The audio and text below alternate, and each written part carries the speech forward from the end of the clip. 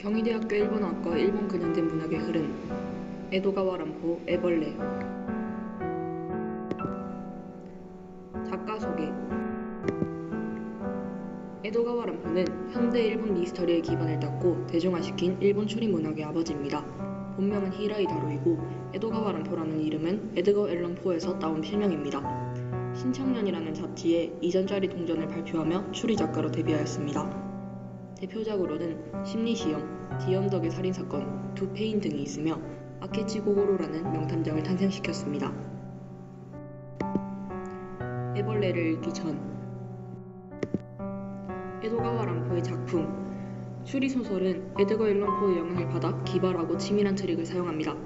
중기 이후에는 엽기적이고 탐미적인 묘사와 인물의 심리를 통해 특유의 그로테스크함으로 강렬한 인상을 남겼습니다. 에도가와 람포의 신념. 소설은 재밌어야 한다, 재밌으면 된다라는 신념으로 자유로운 해석이 가능한 작품을 추구하며 직접적으로 사상을 언급하지 않았습니다. 그러나 시대의 어두운 분위기와 인간 심리의 그로테스크함을 통해 비판적 시선을 간접적으로 드러냅니다. 제목에 대하여. 이모무시라는 제목은 고구마 벌레 또는 애벌레 등으로 번역되곤 합니다. 몸에 털이 없는 노란 나비나 나방의 유증을 뜻합니다. 애벌레, 이모무시. 또 수치를 모르는 불구자의 행동에 감화된 그녀가 정상인에 비해 훨씬 체력이 넘쳐나던 그녀가 그를 괴롭히는 것을 낙으로 삼게 된 것도 어쩌면 지극히 당연한 결과였다. 그녀는 이따금 자신이 미친 것은 아닐까 두려워했다. 내 마음 어디에 이런 저주스러운 감정이 깃들어 있었는지 스스로도 끔찍해서 몸서리를 칠 때도 있었다. 말을 할 수도 들을 수도 없으며 자기 스스로는 움직일 수도 없는 이 기괴하고 가여운 도구는 결코 나무나 흙으로 만들어진 것이 아니라 희노애락을 가진 생물이라는 점이 한없는 매력처럼 느껴졌다. 게다가 유일하게 표정을 나타낼 수 있는 동그랗고 귀여운 두 눈은 그녀의 실정을 모르는 요구에 대해서 어떤 때는 제법 슬프게 또 어떤 때는 제법 노한 표정을 보였다. 그렇지만 아무리 슬퍼도 그 몸뚱이는 결국 눈물을 흘리는 것밖에는 도리가 없었고 아무리 화가 나도 그녀를 위협할 힘도 없었으므로 결국은 압도하는 그녀의 유혹에 못 견뎌 그 역시도 이상한 병적 흥분에 빠지는 것이었다. 이렇게 무력한 생물을 상대로 강제로 괴롭히는 일이 이제 그녀에게는 더 없는 희열이 되고 있었던 것이다. 토키코는 감은 눈꺼풀 속으로 지난 3년간의 사건들이 격정적인 장면만이 차례차례 또는 2중 3중이 되어 단편적으로 떠올랐다가는 사라졌다. 이런 단편적인 기억들이 매우 선명하게 눈꺼풀 속에서 영화처럼 나타났다가 사라지는 것은 그녀의 몸에 이상이 있을 때면 반드시 나타나는 현상이었다. 그리고 이런 현상이 일어날 때는 그녀의 야성도 더욱 거칠어져서 불쌍한 병신 남편을 한층 더 심하게 괴롭히게 되는 것이었다. 그녀도 스스로 의식은 하고 있었지만 몸 안에서 솟구치는 흉포한 힘을 자신의 의지로는 도저히 어찌할 수 없었다. 문득 정신을 차리니 방 안이 마치 그녀의 환상처럼 안개에 쌓인 듯 나슴푸르했다. 환상 너머에 또 다른 환상이 지금 쓰러져가는 듯한 기분이었다. 그런 느낌은 신경이 예민해진 그녀를 두렵게 해서 가슴의 고동소리도 한층 더 격렬해졌다. 그러나 잘 생각해보면 아무것도 아니었다. 이부자리에서 빠져나와 머리맡 램프에 심지를 돋우었다. 가늘게 해둔 심지가 다 타서 불이 거의 꺼져가고 있었던 것이다. 방 안이 갑자기 밝아졌다. 그런데도 여전히 흐릿해 보이는 것이 어쩐지 이상했다. 토키코는 생각난 듯이 남편의 자는 얼굴을 들여다보았다. 그는 여전히 자세를 조금도 바꾸지 않고 천장의 같은 곳만 바라보고 있었다. 대체 무슨 생각을 저렇게 하고 있는 걸까? 그녀는 다소 기분이 나빠졌지만 정신 주제에 혼자 곰곰이 생각에 잠겨있는 모습이 밉살스러웠다. 그녀는 또다시 슬금슬금 그 잔악한 마음이 몸 안에서 솟구치는 것을 느꼈다. 그녀는 갑자기 남편의 이불 위를 덮쳤다. 그리고 느닷없이 남편의 어깨를 안고 아주 세게 흔들었다. 그 행동이 너무 단돌했기에 남편은 몸 전체로 벌떡 놀랐다. 그러고는 심하게 질책이라도 하는 눈으로 그녀를 노려보았다. 화났어요? 뭐예요 그런 눈은? 토키코는 그렇게 외치면서 남편을 집적거리기 시작했다. 일부러 상대의 눈길은 피하면서 여느 때처럼 장난질을 했다. 화내도 아무 소용없어요. 당신은 내 맘대로 해요. 그런데 무슨 수를 써도 남편은 여느 때처럼 자기 편에서 먼저 타협해오지 않았다. 아까보다 천장만 바라보는 꼴이 더는 타협하지 않겠다는 표시였단 말인가? 아니면 단순히 아내가 제멋대로 행동하는 것이 심기를 건드린 것일까? 그는 커다란 눈을 부릅뜨고 오랫도록 토키코의 얼굴을 쏘아보았다. 뭐예요, 그 눈은?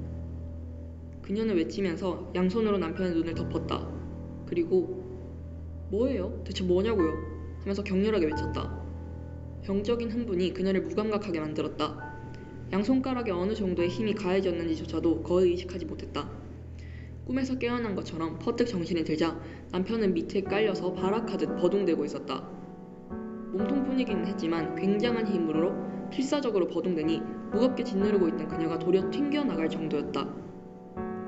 이상하게도 남편의 두 눈에서는 새빨간 피가 솟아오르고 꿰맨 얼굴 전체가 데친 문어처럼 새빨갛게 상기되어 있었다. 토키코는 그때서야 모든 것을 분명히 깨달았다. 바깥 세계로 향하는 딱 하나밖에 남지 않는 남편의 창을 자신이 정신없이 부셔버렸다는 사실을. 그러나 결코 정신없이 저지른 과실이라고는 할 수 없었다. 그녀 자신도 잘 알고 있었다. 한 가지 분명한 사실은 마치 말이라도 하는 것 같은 남편의 두 눈이 서로가 편안한 짐승으로 변하는데 몹시 성가신 방해물처럼 느껴졌다는 것이다. 때로는 그 눈에 떠오르는 정의감은 가증스럽기만 했다.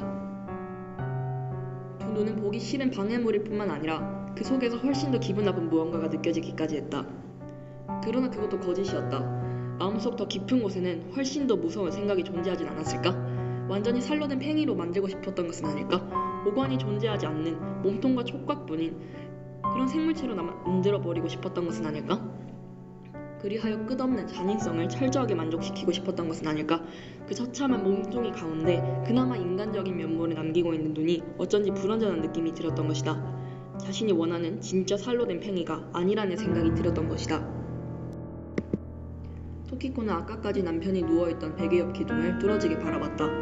거기에는 어지간히 생각해보지 않고선 읽을 수 없는 어린애의 장난 같은 연필 글씨가 희미하게 남아있었던 것이다. 용서하마. 토키코가 간신히 용서한다는 뜻으로 그 글씨를 이해했을 때야 이 모든 사정을 한순간에 알 것만 같았다. 남편은 움직이지도 못하는 몸을 이끌고 책상 위에 연필을 찾아 그로서는 어마어마한 고생을 한 끝에 겨우 카타카나 석자를 남긴 것이다. 자살했는지도 몰라요. 그녀는 겁을 집어먹고 영감의 얼굴을 보며 피 끼이는 입술을 떨며 말했다.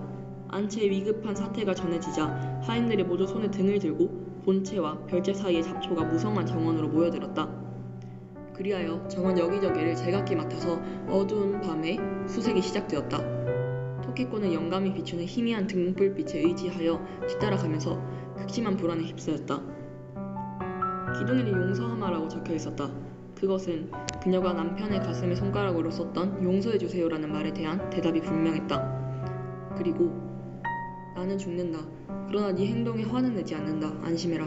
는 의미이기도 했다.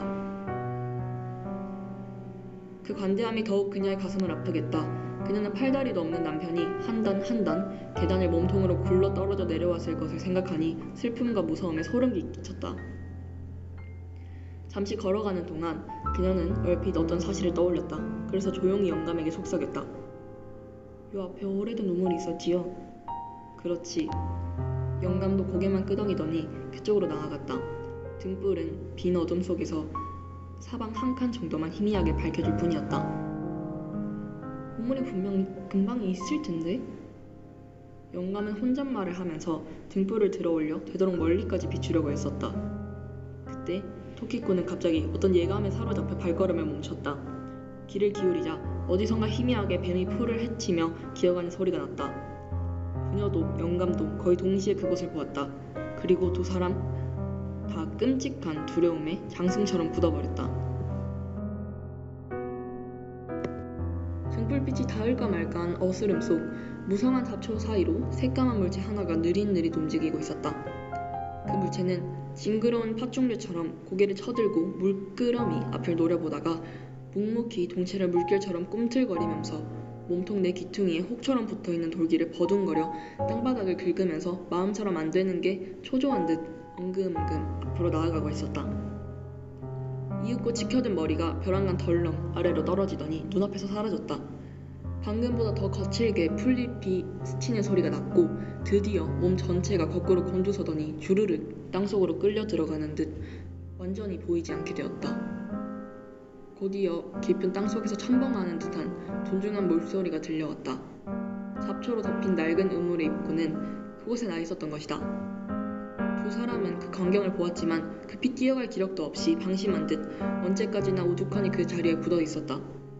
참으로 이상한 일이지만 그 황급한 순간에도 토끼코는 칠흑 같은 밤에 고구마벌레 한 마리가 마른 나무가지를 기어다니다 가지 끝에서 제 몸의 무게를 이기지 못하고 툭 하니 바닥물을 구덩이 속으로 떨어지는 광경을 마치 환영처럼 그리고 있었다. 애벌레의 특징. 신체와 권력. 남편의 무력한 몸이 오히려 심적, 성적 권력으로 작용했습니다. 당시 보편적 가부장제가 파괴되고 부부라는 가족 단위가 병적 관계로 전락했습니다. 전후 일본의 그림자. 전쟁 참전으로 인한 장애인 기한병의 존재, 사회적 침묵을 직접적으로 드러내고 있으며 이러한 상황에서 여성들이 짊어져야 할 돌봄의 고통을 묘사합니다. 정상성과 일탈. 외형의 이상함이 오히려 감정의 진실을 드러내어 정상적 가족의 해체를 보여줍니다. 간호와 애정이 점차 성적 지배와 복종으로 변하는 과정을 그려내고 있습니다. 람포의 문제작 애벌레. 성적 불쾌감과 왜곡된 욕망의 표현. 주인공 토키코는 남편의 무력하고 기괴한 몸을 지배함으로써 억눌린 감정의 해방과 왜곡된 성적 판타지를 경험합니다. 간병을 통한 성적 일탈을 암시하는 묘사는 여성의 정절을 중시하던 당시 금기되어 있었습니다. 시대적 배경과 금기. 제국주의 시대 군인들은 신격화되고 존중받는 대상이었습니다. 그러나 전쟁으로 돌아온 군인의 비참한 현실과 그들을 돌봐야 하는 가족들을 통해 인간적 혐오를 그립니다. 이로 인해 검열에 걸리거나 출판 금지를 받기도 했습니다. 육체적 혐오에 대한 노골적 묘사. 작품 속 남편은 사지가 없고 말도 못하는 벌레로 표현됩니다. 람포는 직접적인 묘사를 통해 독자들에게 충격을 주었습니다. 당시 일본 문학은 정제된 표현을 중시하였기 때문에 많은 비판을 받기도 했습니다.